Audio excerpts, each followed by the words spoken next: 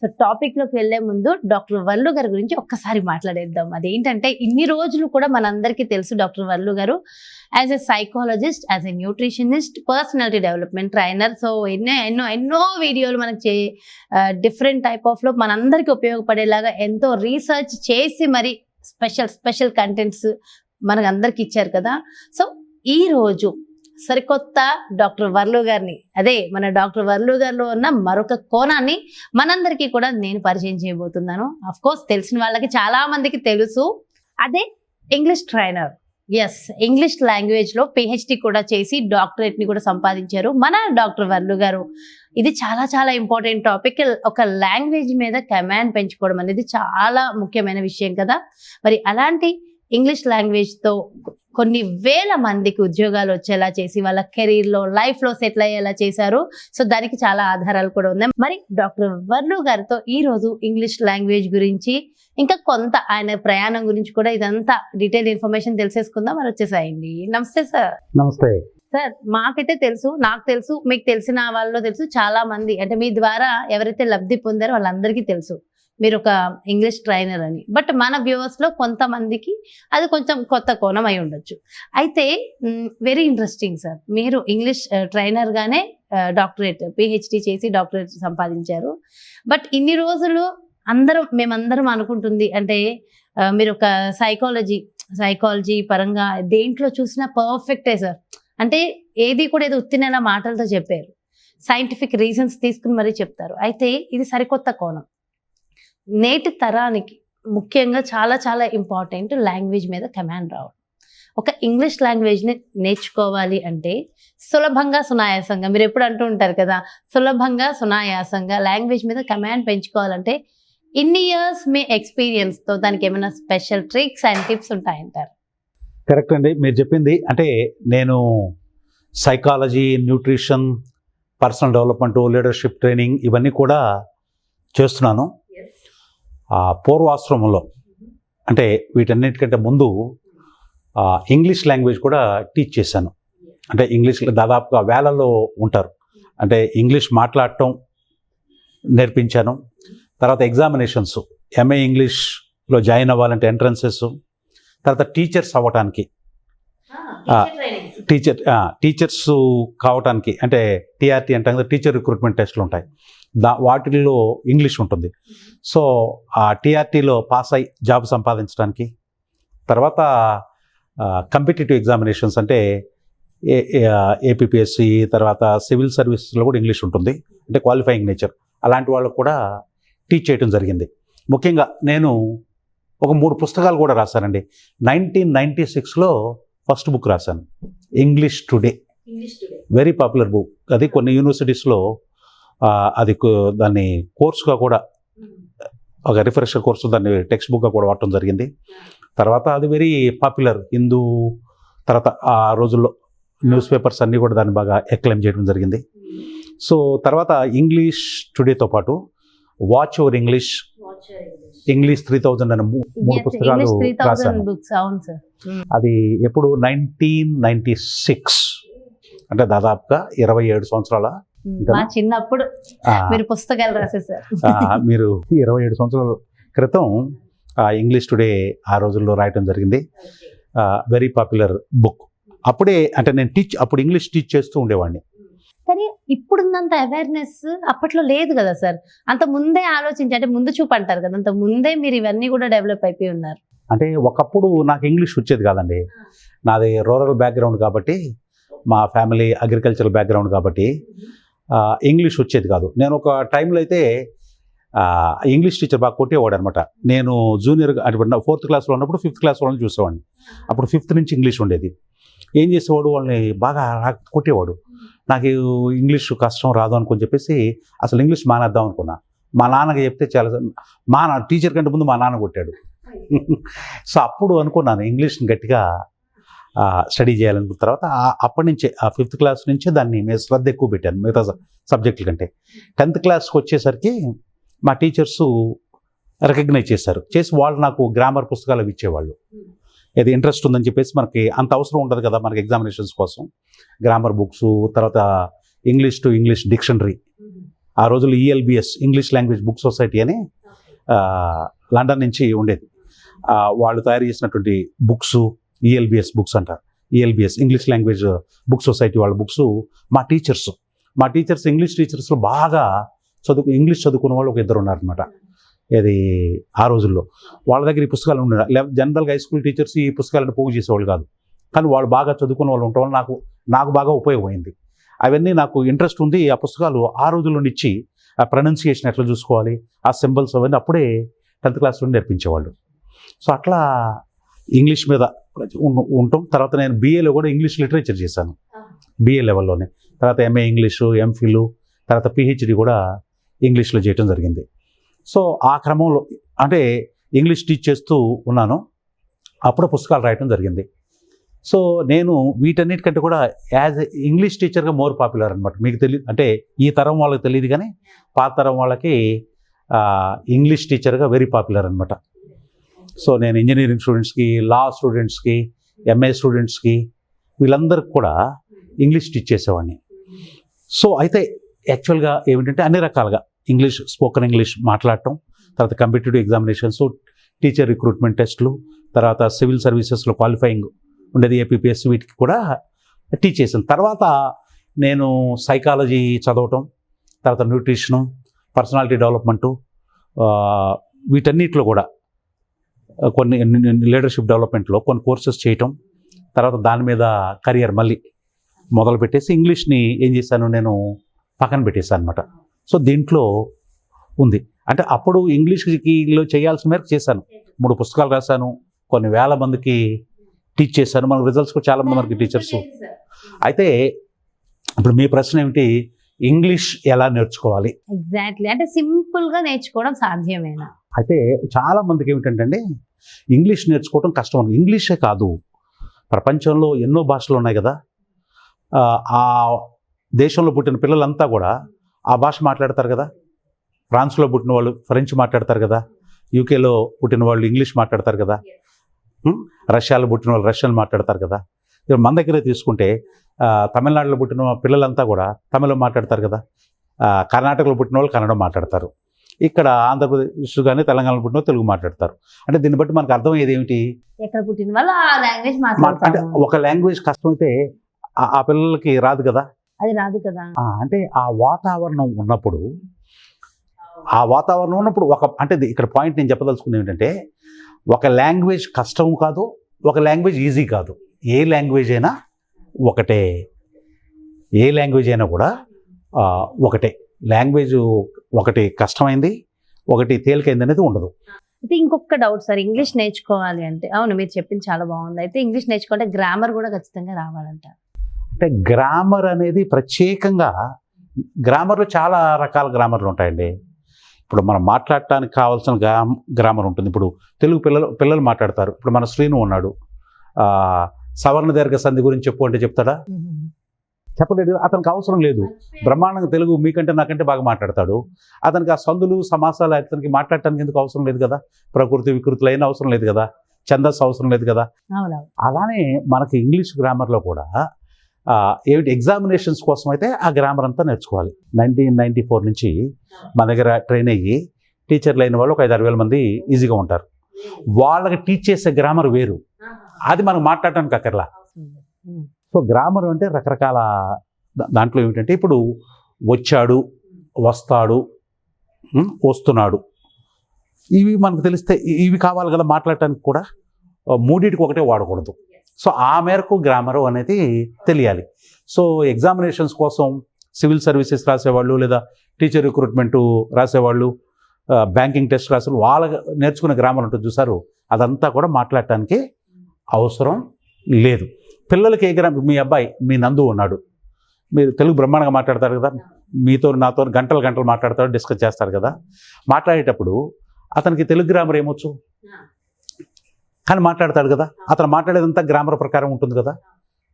అంటే గ్రామర్ అనేది ప్రత్యేకంగా నేర్చుకోవాల్సినటువంటి అవసరం లేదు. అంటే మీకు ఏ లాంగ్వేజ్కైనా మీకు ఒక పర్పస్ ఉంటే చాలు.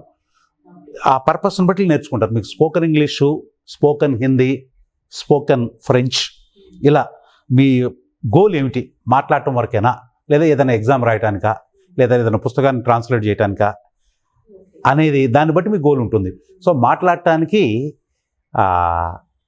గ్రామర్ అనేది అవసరం లేదు. అంటే మాట్లాడటం గ్రామర్ బద్ధంగా మనకు తెలియకుండానే గ్రామర్ ఉంటుందన్నమాట. ఇప్పుడు చదువు రాని వాళ్ళు ఉంటారు, తెలుగు మాట్లాడతారు కదా, వాళ్ళు ఏ గ్రామర్ నేర్చుకోరు కదా, చదువే రాదు కదా, వాళ్ళు మాట్లాడే గ్రామర్ కంటే నేను నిన్న వస్తాను అండ కదా. ఇప్పుడు మీరు ఎవరైనా తీసుకోండి, తెలుగు రాని ఒక వ్యక్తిని తీసుకొని నేను రేపు మీ ఇంటికి వచ్చాను అండ కదా అంటాం. ఎప్పుడన్నా విన్నారు? చదువు రాని వాళ్ళు, మీ పని అమ్మాయి కానివ్వండి, అమ్మాయి నాకు తెలుసు మీ పని అమ్మాయికి చదువు రాదు, చదువుకోవాలా, 1వ తరగతి కూడా చదవాలా, మంచి అమ్మాయి. మరి అమ్మాయి నేను రేపు వచ్చాను అంటదా? అందు. నేను రేపు వస్తాను లేదా రాను అంటుంది, కానీ నేను రేపు వచ్చాను అందు. అంటే అమ్మాయి గ్రామర్ వచ్చినట్టే, ఆమె గ్రామర్ వాడుతున్నట్టే, గ్రామర్ ప్రకారమే మాట్లాడుతున్నట్టు. సో మనం ఏ పదాన్ని ఎక్కడ వాడాలో నేర్చుకుంటే మన గ్రామర్ ఆటోమేటిక్గా వచ్చేస్తుంది. ప్రత్యేకంగా గ్రామర్ రూపంలో నేర్చుకోవచ్చు. మనం మాట్లాడటం ప్రాక్టీస్ చేసేటప్పుడు ఏది వచ్చాను ఎప్పుడు వాడాలి, వస్తాను ఎప్పుడు వాడాలి, వస్తున్నాను ఎప్పుడు వాడాలి అనేది తెలుసుకున్నాం అనుకోండి, మన గ్రామర్ వచ్చినట్టే, గ్రామర్ నేర్చుకున్నట్టే. దాన్ని ఏమంటారు? వచ్చాన్ని అనేదాన్ని అది పాస్ట్ టెన్సా, ప్రజెంట్ టెన్సా, ఫ్యూచర్ టెన్సా, ఏ టెన్స్ అనేది వాళ్ళకి అక్కర్లా. కానీ రేపు అయితే ఏమనాలి, ఇప్పుడైతే ఏమనాలి, నిన్నైతే ఏమనాలనేది, ఏ పదాన్ని వాడాలి అనేది తెలుసుకుంటే మీకు గ్రామర్ వచ్చినట్టే, గ్రామాటికల్గా మాట్లాడినట్టే. సో చాలామంది ఏమిటంటే ఏది నేర్చుకోవాలో అనేది తెలియకపోవటం వలన ప్రాబ్లం అవుతుంది. ఇప్పుడు సపోజు మీరు వంట గులాబ్ జామున్ చేయదలుచుకున్నారు. ఓకే, గులాబ్ జామున్ చేయాలనుకుంటే ఏంటి మరి ఏం తెలుసుకోవాలి? మీకు అసలు ఏమీ తెలియదు వాటి గురించి కదా. ఫస్ట్ తెలుసుకోవాల్సింది ఏమిటి? గులాబ్ జామున్ దేంతో చేస్తారు? శనగపిండితో చేస్తారా, మైదా పిండితో చేస్తారా, వరి పిండితో చేస్తారా, సజ్జపిండితో చేస్తారా? ఏ పిండితో జనరల్గా ఏ పిండితోనైతే బాగా వస్తాయని తెలుసుకోవాలి కదా. రెడీమేడ్గా కొనుక్కుని తెచ్చుకుని చేసేసుకుంటాం. సో అది లేదు అనుకోండి, ఇప్పుడు రెడీమేడ్, మీరు ఏదో పల్లెటూరులో ఉన్నారు, మీ ఊర్లో దొరకవు, అక్కడ పల్లెటూరు అమ్మాయి గులాబ్ జామున్లు చేయాలనుకుంది ఇంట్లో. సో ఫస్ట్ ఏమిటి అసలు తెలుసుకోవాలి, దాన్ని ఏ పిండితో తయారు చేయాలో తెలుసుకోవాలి కదా. ఆ తర్వాత ఏం చేయాలి? ఆ పిండిని సంపాదించాలి. దాంట్లో మరి ఏం కలుపుతారు? బెల్లం కలుపుతారా, పంచదార కలుపుతారా, అది తెలుసుకోవాలి. తర్వాత దీన్ని దేంతో వండుతారు? నెయ్యితో వండుతారా, నూనెతో వండుతారా, ఏ నూనెతో వండితే బాగొస్తాయి అవి తెలుసుకోవాలి. ప్రొసీజర్ ఏమిటి అనేది. ఆ తర్వాత ఎప్పుడు కలపాలి, ఎప్పుడు వేడి చేయాలి, ఎంతసేపు వేడి చేయాలి, ఇది తెలుసుకో కదా. సేమ్ లాంగ్వేజ్, ఏ భాష నేర్చుకోవాలన్నా కూడా, ప్రపంచంలో ఏ భాష నేర్చుకోవాలన్నా కూడా పద్ధతి సేమ్ ఉంటుంది. మీరు గులాబ్ జామునే కాదు, ఇంకోటి చేయాలన్నా కూడా అంతే కదా. పూరి తయారు చేయాలనుకున్నారు, దానికి కూడా అంతే. పూరి అసలు ఏ పిండితో తయారు చేస్తారో తెలియాలి. కొంతమందికి అది కూడా తెలియదు. కొంతమంది పిల్లలకి పూరి దేంతో తయారు చేస్తారో కూడా తెలియదు. సో ముందు అది ప్రొసీజర్ సేమ్ కదా. దానికి గులాబ్ జామున్కైనా పూరికైనా ప్రొసీజర్ ఈజ్ సేమ్. అలానే ఏ లాంగ్వేజ్ నేర్చుకోవాలన్నా కూడా ప్రొసీజర్ ఈజ్ సేమ్. ఏ నేర్చుకోవాలి ఒక లాంగ్వేజ్లో అంటే చాలామంది చేసే మిస్టేక్ ఏమిటంటే గ్రామర్తో మొదలు పెడతారు. నౌన్ అంటే ఏమిటి, ప్రోనౌన్ అంటే ఏమిటి, యాడ్జెక్టివ్ అంటే ఏమిటి, యాడ్వర్బ్ అంటే ఏమిటి, మీరు అప్పుడే భయపడుతున్నారు యాడ్జెక్టివ్ యాడ్వర్బ్ అనగానే. కానీ ఇవన్నీ ఫస్ట్ ఇప్పుడు మనం గులాబ్ జామున్ లేదా పూరి మనం గోధుమ పిండితో తయారు చేయాలి అని తెలుసుకున్న తర్వాత ముందు ఏం చేయాలి? గోధుమ పిండి మొదలు పెట్టాలంటే గోధుమ పిండిని సంపాదించాలి. అట్లనే ఇంగ్లీష్లో మీరు మాట్లాడాలనుకున్నారనుకోండి, మాట్లాడాలంటే మనం ఏం మాట్లాడతాం? పదాలు మాట్లాడతాం, అంతే కదా. మన నోట్లో నుంచి బయటకు వచ్చేది ఏమిటి? పదాలు. ముందు పదాలను సంపాదించాలి. అయితే బ్రిటిష్ వాడు ఇక్కడ 200 సంవత్సరాల పైగా ఉండటం వలన మనకు చాలా పదాలు వచ్చు. మన చదువు రాని వాళ్ళకు కూడా ఇంగ్లీష్ పదాలు చాలా వచ్చు. రోడ్ అన్నాం అనుకోండి, చాలామందికి చదువు రాని వాళ్ళకి అర్థమవుతా లేదా? రోడ్ అనే పదం అర్థమవుతుంది. గ్లాస్ అన్నాం అనుకోండి అర్థమవుతుంది కదా. బెల్ అన్నాం అనుకోండి అర్థమవుతుంది. పెన్ అన్నాం అనుకోండి అర్థమవుతుంది. కానీ చైనా, రష్యా, జర్మనీ, జపాన్ ఇలాంటి దేశాల్లో ఈ పదాలు కూడా అర్థం కావు వాళ్ళకి. చైనాలో వాటర్ అంటే ఇక్కడ మనం ఎవరికైనా కూడా చదువురాని హోటల్లో వర్క్ చేసే వాళ్ళు కూడా వాటర్ ఇవ్వమంటే వాటర్ తీసుకొచ్చి ఇస్తాడు. కానీ చైనా లాంటి దేశాల్లో వాటర్ అన్నా కూడా ఆ ఇంగ్లీష్ ప్రత్యేక కొద్దిమంది నేర్చుకున్న వాళ్ళకి తప్పిస్తే మెజారిటీ పీపుల్కి హోటల్స్లో కూడా వాటర్ అంటే వాళ్ళకి అర్థం కాదు. ఏది చిన్న చిన్న హోటల్లో బాగా ట్రైన్డ్ ఇంగ్లీష్ నేర్పించి పెట్టించిన హోటళ్ళు చాలా తక్కువ ఉంటాయి, కానీ వాళ్ళకంతా ట్రాన్స్లేషన్ అనమాట. ట్రాన్స్లేషన్తోనే ఉంటుంది. ఒక మెషిన్ పెడితే దాని మీద కొడితే దాన్ని బట్టి వాడు మనకు కావాల్సింది చేస్తూ ఉంటాడు. అంటే వాళ్ళకి ఇంగ్లీషు అంటే ఇక్కడ పదాలు కూడా మనకు చాలా పదాలు తెలుసు. ఇప్పుడు సపోజ్ మీరు చూద్దాం, ఇప్పుడు మీకు ఇంగ్లీషు మీరు బాగానే మాట్లాడతారు, కానీ రాదు అనుకుందాం, కాసేపు మీకు ఇంగ్లీష్ రాదు అనుకుందాం. ఓకే, మీకు ఏమీ రాదు, ఇప్పుడు మీతో ఇంగ్లీష్ మాట్లాడించాలి. Okay, Done. సో మీరు కూడా ఏమనుకుంటారు, పదాలంటే మీరు డిక్షనరీ చూస్తారు, ఆ డిక్షనరీ చూస్తే 10 లక్షల పదాలు ఉంటాయి. అవును, ఇన్ని పదాలు నేర్చుకోవాలనేది ఏమీ అవసరం లేదు. ఇంగ్లీష్లో జనరల్గా స్కూల్ పిల్లలు ఉన్నారు కదా, ఇప్పుడు మీ నందు 3rd క్లాసు నుంచే ఇంగ్లీష్ బ్రహ్మాండంగా మాట్లాడతాడు కదా, మరి అతనికి ఎన్ని పదాలు తెలుసు అనుకుంటున్నారు? ఆ డిక్షనరీ అంతా తెలుసు అనుకుంటున్నారా? కాదు. మనం మామూలుగా రోజువారీ సంభాషణలో 100 పదాలు ఎక్కువ రిపీట్ అవుతూ ఉంటాయండి. 100 వర్డ్స్. ఇప్పుడు మీరు చూడండి, మీకు కమ్ అన్నాను అనుకోండి, తెలుసు కదా కమ్ అంటే. హియర్ అన్నాను అనుకోండి, తెలుసు కదా. ఇక్కడ రమ్మని అనాలి అని అనుకోండి, కమ్ హియర్ అన్నాం అంటే 2 పదాలు వచ్చి ఇంగ్లీష్ మాట్లాడడం కూడా వచ్చిన కమ్ హియర్. ఓకే, ఇక్కడ కూర్చో అనాలనుకోండి, సిట్ హియర్ అంటాం కదా. అక్కడికి వెళ్ళు అంటాన్ని వెళ్ళటానే ఉంటాం. ఏముంది, ఏదో సినిమాలో చెప్పినట్టు అక్కడికి వెళ్ళి కమ్ హియర్ అంతే కదా. అది మనకు కూడా ఇప్పుడు వెళ్ళటానే ఉంటాం, గో అంటాం. ఇంకో పదం యాడ్ అవుద్ది. ఇక్కడికి అంటే హియర్ అంటున్నాం, అక్కడికి అంటే దేర్ అంటాం. ఏమంటాం? Go there. అక్కడ నిలబడు అన్నాం అనుకోండి, ఏమంటాం? స్టాండ్ దేర్ అంటాం. అక్కడ కూర్చో అన్నాం అనుకోండి, సిట్ దేర్ అంటాం. ఓకే, ఉండటాన్ని బీ అంటాం. అక్కడ ఉండు అనాలనుకోండి, ఏమంటాం? బీ దేర్ అంటాం. అంతే కదా.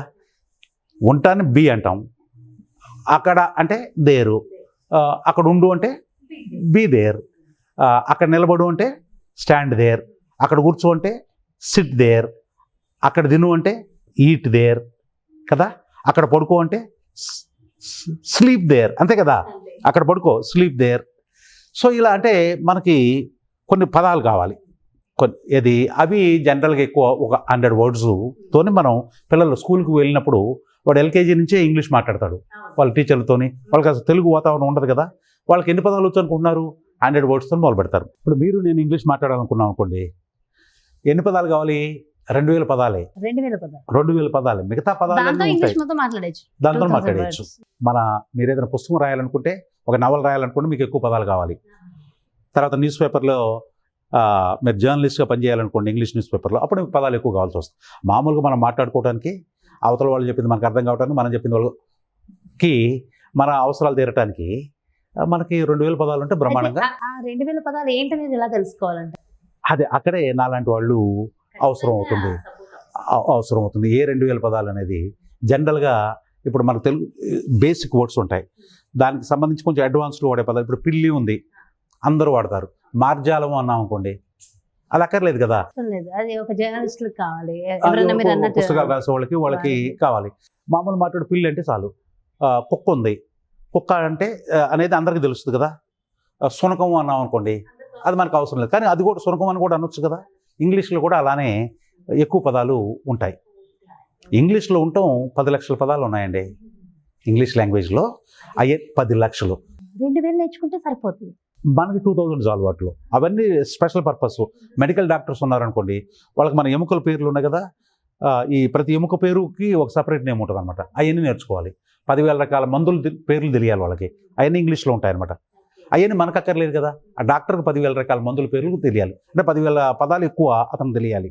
ఈ ఎముక మనకి ఏదైనా బోనే, కాల్లో ఉన్న ఏదైనా బోనే, ఎక్కడ పక్కన ఉన్న ఏదైనా బోనే, మనకి బోన్ ఇరిగిందంటాం. వాళ్ళకి ప్రతి బోన్కి ఒక నేము ఉంటుంది. సో ఆర్థోపెడిక్ డాక్టర్ అనుకోండి, అవన్నీ మనకు అవసరం లేదు కదా. అవి టెక్నికల్ జార్గన్, టెక్నికల్ వర్డ్స్ అంటాం. మామూలు మాట్లాడుకోవడానికి 2000 వర్డ్స్ తెలిస్తే చాలు. జనరల్గా ట్రైనర్స్ అన్నా, టీచర్స్ అన్నా కాస్త భయమేస్తూ ఉంటుంది మాకు మాట్లాడాలంటే.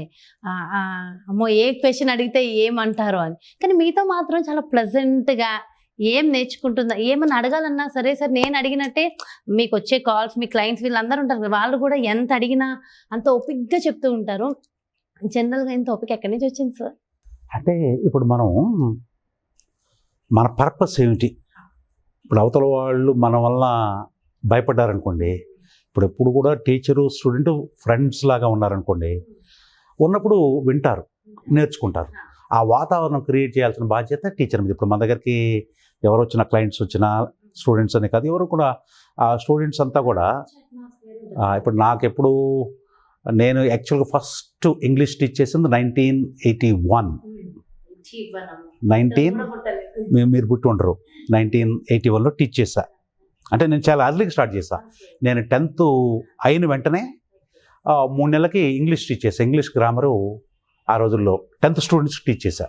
సో అట్లా నా కెరీర్ అంతా కూడా అప్పటి నుంచి టీచ్ చేసుకుంటూ నాకు చాలామంది ఇప్పటికి కూడా టచ్లో, నేను 81లో ఇంగ్లీష్ టీచ్ చేసినటువంటి వాళ్ళు పెద్ద తేడా ఉండదు నాకు. అప్పటి నుంచి కూడా ఇదే ప్రెసెంట్గా చెప్పుకుంటూ వచ్చారా సార్?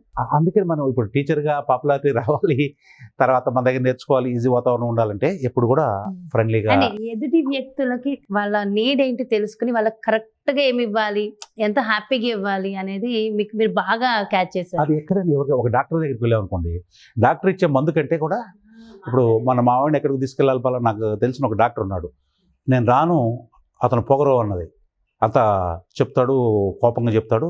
ఇంకో డాక్టర్ ఆయనకంటే తక్కువ చదువుకుని ఉన్నాడు, ఆయన చాలా బ్రహ్మాండంగా మాట్లాడితే బ్రహ్మాండంగా చూస్తాడు, మంచిగా ఆయన దగ్గర పోదాం అన్నది.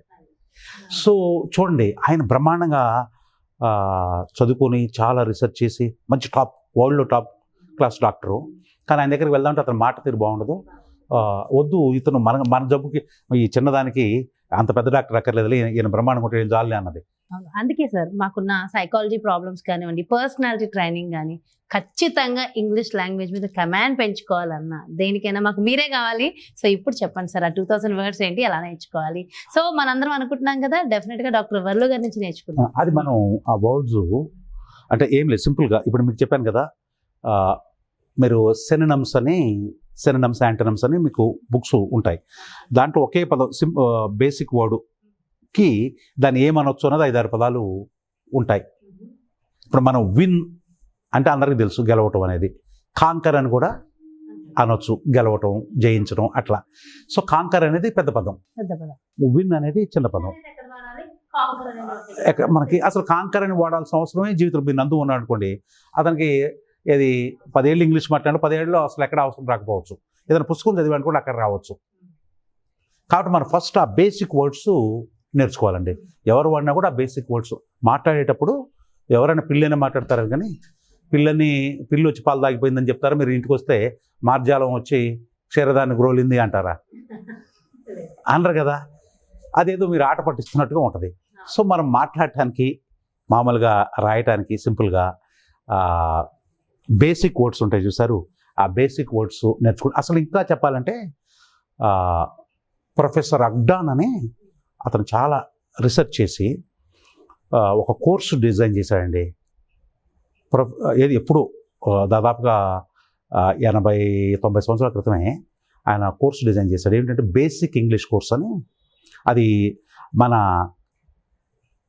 నేవీలో పనిచేసే వాళ్ళు ఉంటారు కదా, వాళ్ళకి ఒకప్పుడు నేర్పించేవాళ్ళు. ఇండియన్ ఆర్మీ వాళ్ళు హిందీ మాట్లాడతారు, నేవీ వాళ్ళు ఇంగ్లీష్ మాట్లాడతారు. పెద్ద క్వాలిఫికేషన్ 10th క్లాస్ అయినా కూడా, క్వాలిఫికేషన్ ఎక్కువ లేకపోయినా కూడా నేవీ వాళ్ళు బ్రహ్మాండమైన ఇంగ్లీష్ మాట్లాడేవాళ్ళు. ఆర్మీ వాళ్ళు ఇంగ్లీష్ పెద్దగా రాదు, ఎక్కువగా ఏమొస్తుంది, హిందీ ఎక్కువ మాట్లాడతారు. కారణం ఏంటంటే నేవీ వాళ్ళకి ఆ అగ్డాన్ రాసిన బేసిక్ ఇంగ్లీష్ కోర్స్ని నేర్పించడం జరిగింది. ఆయన 850 పదాలతో నేర్పించేవాడు. చాలా తక్కువ పదాలతో, 850 పదాలతోనే ఆ బేసిక్ ఇంగ్లీష్ కోర్సు నేర్పించేవాడు. ఆయన తయారు చేశాడు దాన్ని. వీళ్ళు సింగపూర్, చాలా దేశాల్లో బేసిక్ ఇంగ్లీష్ కోర్సు ఆ రోజుల్లో బాగా పాపులర్ అయింది. సో అంటే ఇక్కడ పాయింట్ ఏమిటంటే 10 లక్షల పదాలు ఇంగ్లీష్లో ఉన్నా కూడా మీకు వాటి జోలికి పోవాల్సిన అవసరం లేదు. 2000 పదాలు అంటే 850తోనే మాట్లాడవచ్చు అన్నారు కదా, అంటే 850తో ఉంటే కొంచెం టైట్గా ఉంటుంది అనమాట. ఇప్పుడు మనకి బట్ట కుట్టాలనుకోండి, షర్ట్ కుట్టాలి, దానికి మనకు 160 సెంటీమీటర్స్ పట్టిద్ది అనుకోండి, యాక్చువల్గా 150లో కుట్టొచ్చు. 160 ఇచ్చామనుకోండి, అతను కంఫర్టబుల్గా కట్ చేయటం అనేది ఇది ఉంటుంది. 150 ఇచ్చామనుకోండి, కొంచెం ఎక్కడైనా కొద్దిగా తేడా వచ్చిందంటే మొత్తం. అట్లా ఈ పదాలు వాడేటప్పుడు కొంచెం 2000 పదాలు ఉన్నాయనుకోండి, మనకు కంఫర్టబుల్గా మాట్లాడచ్చు. లేకపోతే చాలా టైట్గా ఆ పదాన్ని కొంచెం లెంగ్దీగా వస్తాయి మాట్లాడేటప్పుడు. ఇప్పుడు ఈ పదం నేర్చుకున్న దీన్ని ఏమంటాం, ఫోర్ హెడ్ అంటాం కదా. ఆ పదం నేర్చుకున్నారనుకోండి, ఫోర్ హెడ్ అనేది అది లేదు. ఆ అగ్డాన్ ఇంగ్లీష్లో చెప్పాలంటే ఫ్రంట్ ఆఫ్ ద హెడ్ అని చెప్పాలి. ఫ్రంట్ ఆఫ్ ద, ఎందుకంటే ఫోర్ అనేది పెద్ద పదం కదా, 850లో ఉండదు. ఫ్రంట్ ఉంటుంది, ఫ్రంట్ బ్యాక్ ఉంటాయి. ఫోర్ FORE, ఫోర్ అనే పదం ఉండదు. బిఫోర్ అనే పదం ఉంటుంది. ఫోర్ అన్న ఫోర్ నూన్ అన్నాం అనుకోండి, బిఫోర్ నూన్. ఫోర్ అనే పదం పెద్ద పదం అనమాట. కాబట్టి అతను ఏం పెట్టాడు, ఫ్రంట్ అనేది పెట్టాడు. సో మీరు చెప్పాలనుకోండి, ఫోర్ హెడ్ నేర్చుకుంటే ఈజీ కదా. అందుకని మీ ఇది 850 బదులు ఇంకో వర్డ్ పెరిగింది కదా అక్కడ. అతనేమన్నా మరి ఆ భావం చెప్పాలంటే front of the head, front of the head అనాల్సి వచ్చేది. అట్లా కొంత ఇబ్బంది ఉంది దాంట్లో. మరీ 850 నేర్చుకుంటే 2000 నేర్చుకున్నారనుకోండి, కంఫర్టబుల్గా నేర్చుకోవచ్చు. సార్ అయితే ఇంకా వర్డ్స్ కి సంబంధించి అయితే చాలా డీటెయిల్ గా ఎక్స్ప్లెయిన్ చేశారు. అలాగే పదాలు ఒకటి వస్తే సరిపోదు కదా, సెంటెన్సెస్ కూడా చాలా ఇంపార్టెంట్. మరి దాని గురించి కూడా ఒకసారి ఎక్స్ప్లెయిన్ చేయండి. సో సెంటెన్సెస్ ఇంగ్లీష్లో మరి ఏది ఎలాంటి భావాన్ని వ్యక్తీకరించాలన్నా కూడా 100 రకాలు ఉంటాయండి, 100 రకాలు. అంటే మీకు 2 రకాలు చెప్తా. నేను బట్టలు ఉతుక్కున్నాను అని చెప్పాలనుకోండి, ఐ వాష్డ్ మై క్లోత్స్ అంటాం. I washed my clothes. ఇది అవసరం వద్దు కదా, నేను బట్టలు ఉతుక్కున్నాను, రూము కడుక్కున్నాను, ఇలాంటివన్నీ అవసరం అవుతాయి కదా. నేను బట్టలు ఉతుక్కున్నానంటే ఐ వాష్డ్ మై క్లోత్స్ అంటాం. ఇంకొక రకం వాక్యం కూడా అవసరం అవుతుంది, నేను బట్టలు ఉతికించుకున్నాను అనాలి. ఏంటి తేడా? నేను బట్టలు ఉతుక్కున్నాను, నేను బట్టలు ఉతికించుకున్నాను. ఉతుక్కున్నానంటే మీరే వాష్ చేసినట్టు, ఉతికించుకున్నానంటే ఎవరో దోబితోనో ఎవరితోనో చేస్తారు. 2 అవసరం కదా. మీరు ఇంగ్లీష్ మాట్లాడేటప్పుడు 2 అవసరం అవుతుంది. ఉతుక్కున్నానని చెప్పాల్సిన సందర్భం ఒకసారి వస్తుంది, ఉతికించుకున్నాను అని చెప్పాల్సిన సందర్భం వస్తుంది. 2 నేర్చుకుని పెట్టుకోవాలి. సో ఉతుక్కున్నానంటే ఐ వాష్డ్ మై క్లోత్స్ అంటాం, ఉతికించుకున్నానంటే I got my clothes washed అంటాం. అంటే ఇంకొక పదం, గాట్ అనే పదం ఒకటి, ఇంకొక పదం యాడ్ చేసుకోవాలి. మీకు అందుట్లో పదాల ప్రాబ్లం లేదు. ఐ తెలుసు, వాష్డ్ తెలుసు, క్లోత్స్ తెలుసు. అదే దాన్నే ఇక్కడ 2వ వాక్యంలో తీసుకొచ్చినప్పుడు I got my clothes washed. దీంట్లో ఎక్స్ట్రా ఉంది, ఐ ఉంది, క్లోత్స్ ఉంది, వాష్డ్ ఉంది. ఇక్కడ ఏం పెట్టాం, గాట్ అనే పదాన్ని ఒకటి ఎక్స్ట్రా పెట్టాం. ఇలా ఇంగ్లీష్లో ఏ భావం మీరు ఏదనుకున్నా కూడా, వాడు వచ్చాడు అన్నాం అనుకోండి, ఈ కేమ్ అంటాం. వాడిని రప్పించాను, ఏమిటి తేడా? వాడు వచ్చాడు, వాడిని రప్పించాను. వాడు వచ్చాడు, వాడందరు కూడా వచ్చాడు. నా ప్రమేయం ఏమి, నేను పిలవటం కానీ ఏం లేదు. నేను రప్పించానంటే మీ వల్లనే మీకు ఐ మేడ్ హిమ్ కమ్ అంటాం. ఐ మేడ్ హిమ్ కమ్ అంటాం. సో ఈ 2 అవసరం అవుతాయి కదా మనకి. కొన్ని సందర్భాలు అది అవసరం అవుతాయి, కొన్ని సందర్భాలు ఇట్లా. ఈ టోటల్గా ఇంగ్లీష్ లాంగ్వేజ్ మొత్తం అనలైజ్ చేస్తే మొత్తం ఎన్ని ఉంటాయంటే 100 రకాల వాక్యాలు ఉంటాయి. ఆ 100 నేర్చుకుంటే మీకు లాంగ్వేజ్ మొత్తం వచ్చినట్టు అనమాట. 2000 వర్డ్స్, 100 సెంటెన్సెస్. సెంటెన్స్ వెరైటీస్ అనుకోండి సింపుల్గా. అంటే దాన్ని మన సింపుల్ లాంగ్వేజ్ చెప్పాలంటే రకాలు, 100 రకాల వాక్యాలు, ఒక 2000 పదాలు నేర్చుకుంటే మీరు ఇంగ్లీషు మాట్లాడచ్చు. ఇది వింటుంటే మరి నేను అడగకూడదు, నాకు తెలియదు. ఇప్పుడు నాకు మన వ్యూవర్స్ అందరు నాకు తెలిసి మీ అందరికి వస్తున్న నాకు ఒక డౌట్ ఏంటంటే, ఈ 2000 వర్డ్స్, 100 సెంటెన్సెస్ మీరు 2000 నేర్చుకున్నదా కాకట్లా 20 పదాలతో మీరు ఇంతకుముందు మనం ఉన్నాం, come here, go there, sit here, take it, ఈ అంటానికి 100 పదాల్లోనే ఉంటాయి. ఫస్ట్ 100 నేర్చుకొని మీరు you can start speaking in English. అయితే అవి డీటెయిల్డ్గా మా కోసం మీరు ఎందుకు ఒక బుక్ చేసి ఇవ్వకూడదు సార్? ఇంకా ఈజీ అయిపోతుంది కదా మాకు. అండ్ ఎస్పెషల్గా ఒక నిజంగా, ఎందుకంటే చాలామంది ఎస్పెషల్లీ మీలాంటి వాళ్ళు ఇచ్చేది, ముఖ్యంగా మీరు డాక్టర్ వర్లు గారు అంటే అదొక స్పెషల్. నాకు మనకి ఇంకొక ఛానల్ కూడా ఉంది, ఓన్లీ ఇంగ్లీష్ లాంగ్వేజ్ గురించే. ఎగ్జామినేషన్స్, తర్వాత మాట్లాడటం, తర్వాత వీటి గురించి ఫ్లూయెన్సీ గురించి సంబంధించి ఇంకొక ఛానల్. అది అంటే ఇంగ్లీష్ లాంగ్వేజ్కి సంబంధించిన ఛానల్, తెలుగు వాళ్ళ కోసమే. అది ఇంగ్లీష్ని తెలుగు ద్వారా నేర్చుకోవటం, తెలుగు వచ్చిన వాళ్ళు ఇంగ్లీష్ నేర్చుకోవటం. అది ఏదైనా సరే, ఎలాంటి ఎగ్జామినేషన్స్ వీటికి, అదేంటంటే డాక్టర్ వర్లూస్ English coaching. Super super. Doctor వర్లోస్ ఇంగ్లీష్ కోచింగ్. సో వెంటనే ఇంకెందుకు ఆ ఛానల్ ని కూడా సబ్స్క్రైబ్ చేసేసుకోండి. స్టార్ట్ అయిపోయిందా సార్ ఛానల్? అది ఈ రోజు దాని ముహూర్తం. ఓహో, ఈ రోజే ఛానల్ రిజిస్టర్ అయింది. రిజిస్టర్ అయింది. సో ఇమీడియట్ గా ఎంతమంది కుదిరితే అంతమంది సబ్స్క్రైబ్ చేసేసుకోవడం చాలా ఇంపార్టెంట్. సో ఇప్పుడు అంటే ఆ కాంటెక్స్ట్ దాంట్లో ఈ రోజే దాంట్లో ఏంటంటే ఎక్కువ ఎగ్జామినేషన్, ఎక్కువ స్టూడెంట్స్ అడిగారు, ఏది మాకు పలానా ఎగ్జామ్ ఉంది, ఆ ఎగ్జామ్ కావాల్సిన టిప్స్ చెప్పండి. కొంతమంది మేము ఇంగ్లీష్ ఎట్లా నేర్చుకోవాలి, సో ఇవన్నీ ఉన్నాయి కదా. సో మనం అప్పుడు ఆ ఛానల్లో చెప్పినప్పుడు మన దీంట్లో కూడా పెడదాం.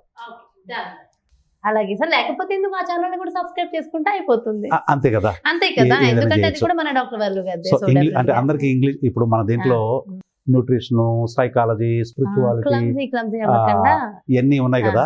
సో ఎవరు అందరికి ఇంగ్లీష్ మన ఛానల్లో ఉన్నటువంటి వాళ్ళు కింద కామెంట్స్ పెడితే బ్రహ్మాండమైన ఇంగ్లీష్ రాస్తుంటారు. సో కొంతమంది ప్రొఫెసర్స్ ఉన్నారు, మన రాసే వాళ్ళు డాక్టర్స్ ఉన్నారు మన సబ్స్క్రైబర్స్లో. సో వాళ్ళకి ఇంగ్లీష్ అవసరం లేదు. సో దీంట్లో పెడితే వాళ్ళకి ఏంటంటే కాస్త డిస్టర్బింగ్గా ఉంటుంది. ఇది ఏంటంటే అందరూ నేర్చుకోవాలనుకునే వాళ్ళ కోసం ఇలాంటి వీడియోలు అప్పుడప్పుడు మనం సజెషన్స్ ఇస్తూ ఉండొచ్చు. సో అప్పుడు దానికి చేసినప్పుడు అప్పుడప్పుడు దాంట్లో అందరికి ఎక్కువ దీంట్లో వాళ్ళకు కూడా ఉపయోగపడతాయి అనుకుని దీంట్లో కూడా పెడదాం. Wonderful information sir. English language మీద కమాండింగ్ పెంచుకోవాలి ప్రతి ఒక్కళ్ళు. అంటే అటు హౌస్ వైఫ్, ఆ పిల్లలు, ఆ పెద్దలు అని లేదు, ప్రతి ఒక్కళ్ళు పర్ఫెక్ట్ గా లాంగ్వేజ్ మాట్లాడాలంటే చాలా బ్యూటిఫుల్ ఇన్ఫర్మేషన్ ఇచ్చారు. And thank you so much sir. నమస్తే. నమస్తే.